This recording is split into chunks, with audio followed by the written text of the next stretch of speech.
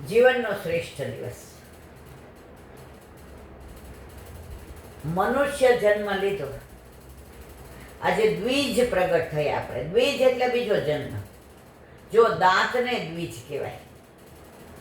દાંત એકવાર આવે ને પછી જાય પાછા બીજી વાર ઉગે. બે જન્મ હોય ને બધાય દ્વિજ કહેવાય. પક્ષો ઈંડા મૂકે ને એને દ્વિજ કહેવાય. એકવાર ઈંડું મૂકે ને પછી એમાંથી બચ્ચું આવે. તો આપણે દ્વિજ થયા, બીજી વાર જન્મ લીધો. કયો? વૈષ્ણવનો. એની પહેલા જે પણ કર્યું, ઠાકોરજી કે જા માં, તને એની ખબર નહોતી, તને તારું સ્વરૂપ નહોતું ખબર, તને મારા સ્વરૂપની નહોતી ખબર. તું બધું ભૂલું પડીને ભટકતો હતો. પણ સવારનો ભૂલેલો ભટકેલો સાંજે ઘરે આવે ને એને ભટક્યો ન કહેવાય. તને અહીંયા ભૂતલ પર મોકલો, ખૂબ રેખડો, ખૂબ ભટકો, પણ વલ્લભે તારો હાથ આજે મારા હાથમાં સોંપ્યો એટલે હું તને ભટકેલો નથી કહેતો. દુનિયા આખીના આચાર્યો એમ કે છે સારો એ મારો, મારો વલ્લભ એમ કે છે મારો એ સારો. આપણે કોના છે? વલ્લભના. એટલે સારા ને સારી વ્યાખ્યા આપણે કરવાની જરૂર નથી. આજના દિવસ માટે તો કરોડો જન્મ ઓછા પડે મારા વાલા. હરિરાયજીની સાખી હોય, દયારામભાઈના ચંદ્રાવલા હોય, સુબોધિનીજીની હોય કે હરિરાય વાઘમુક્તાવલી હોય કે આ બધું મહાત્મ્ય હોય. એટલું બધું વલ્લભે ભરી ભરીને આપ્યું છે. પણ જીવ સ્વભાવથી દુષ્ટ છે. આ બધું જાણતા નથી ને એટલે બીજે ભટકીએ છીએ, એટલે અન્યાશ્રય કરીએ છીએ, એટલે ઠાકોરજી નથી પધરાવતા. આ દિવસનું મહત્વ, આ આપણે સિંહના બચ્ચા છીએ સમજી જાય તો સિંહના બચ્ચા ઠાકોરજી પધરાવવાથી ડરે નહીં. સિંહણનું દૂધ ન માટીમાં રહે કે ન પિત્તળમાં રહે, ન સ્ટીલમાં રહે કે ન ચાંદીમાં રહે, એ સોનાના પાત્રમાં જ રહે મારા વાલા. તો આપણે બધા સોનાના પાત્ર વાળા છીએ. ઓલું કે ને પારસના વાટકે ભીખ માગે. ઓલા બ્રાહ્મણ જાતો હતો, ઓલા સંત મહાત્મા રસ્તા મળ્યા. હવે એને રસ્તામાંથી પારસ મળી મળ્યો, બીજા બધા ન ઓળખે. ચડકતો પથરો નાખી ફેંકી દે. સંત મહાત્મા તો પહોંચેલા હતા, અરે પારસ મળી, લઈ લીધો. રસ્તામાં કે અરે મેં આ બાયાને કેમ સ્પર્શ કર્યો? મારો તો લીલામાં જવાનો સમય છે. આ મને માયા લાગી જશે તો મારો જન્મ વૃથા થશે. પેલું જે મળશે એને આ પધરાવી દઈશ. બ્રાહ્મણ મળ્યો, જનોય નાઈને નદીએથી આવતો હતો, તિલક કર્યું હતું ચંદનનું.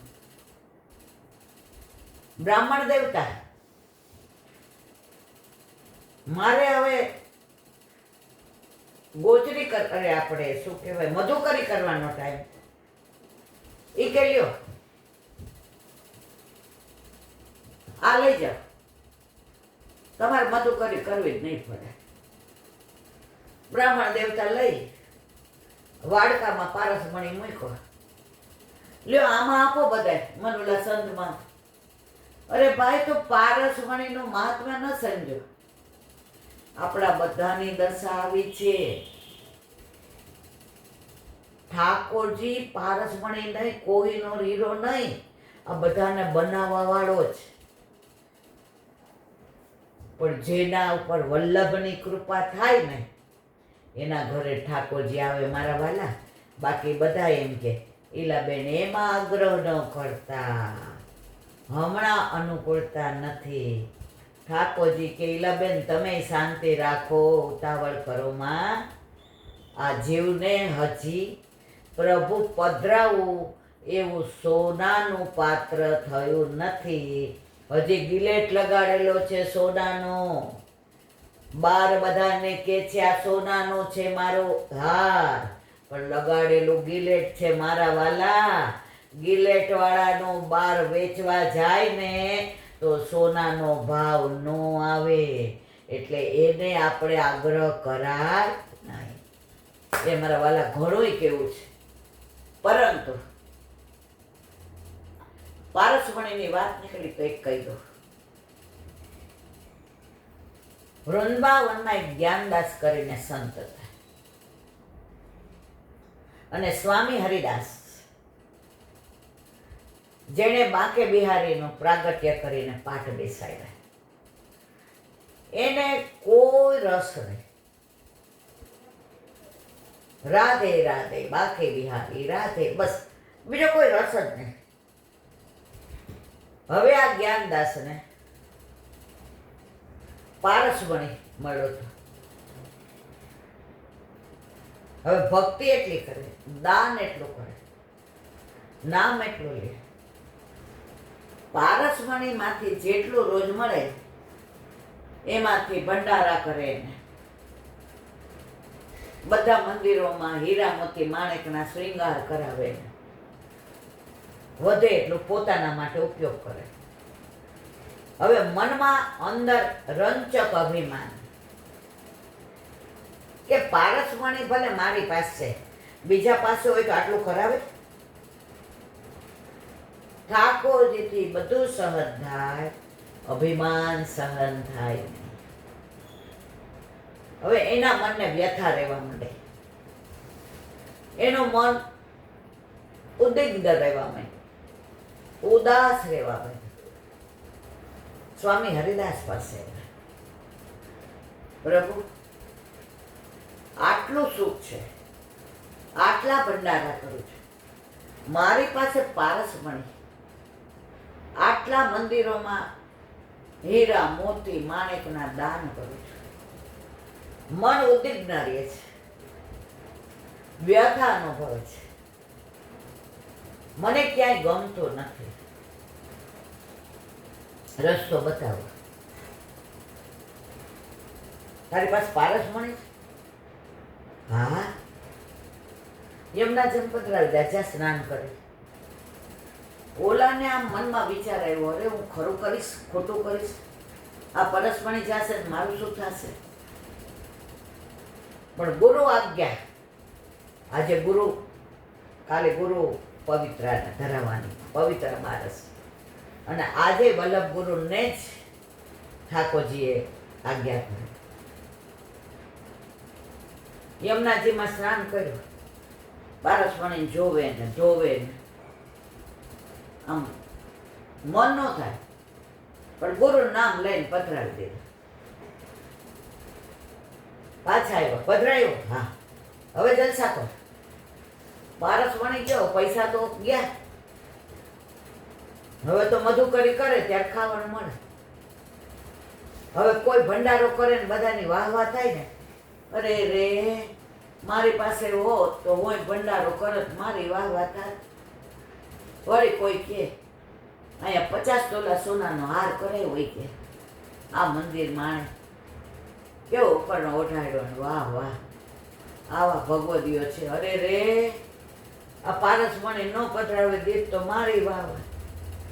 હવે થોડો વખત થયો એટલે વધુ ઉદ્વિગ્ન થઈ ગઈ, ઉદાસ રહેવા માંડ્યા, ઊંઘ ન આવી.